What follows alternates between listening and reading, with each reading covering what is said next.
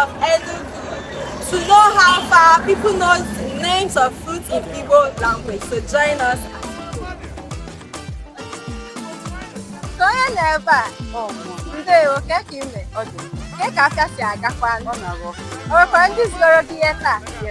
Dịka si na ndị tigodi, ka ihe a na-akpọ ihe a n'asụsụ Igbo. Ime ahụ ewo, ebe ihe a na-akpọ nka.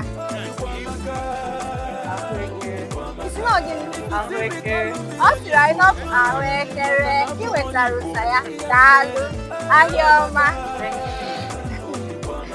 Na-adaalụ ka maka ahịa ọ dị mma, a na-emekwa onwekwa ndị gogoro taa ọgbasọ nke afọ ewo daalụ ka njikere gị ka ihe a na-akpọ mkpụrụ osisi a na Igbo. Ịmara a na-akpọ mkpụrụ osisi a n'asụsụ Igbo? Ewo, nwata nwoke si na ya amaghị ọkwa ihe a na-akpọ ya bụ mkpụrụ osisi n'asụsụ Igbo. Ọ bụrụ na ị mara aha ya bụ mkpụrụ osisi, tinyere anyị ya n'ebe a na-etinye uche mmadụ. Daalụ. Asa nwaanyị kekwalu, ahụrụ m ị na-ere mkpụrụ osisi, ahịa ọ na-agakwara gị? Chukwu daalụ, ka ndị tigodi gị ka ihe a na-akpọ mkpụrụ osisi a n'asụsụ Igbo. Chee gbalịa.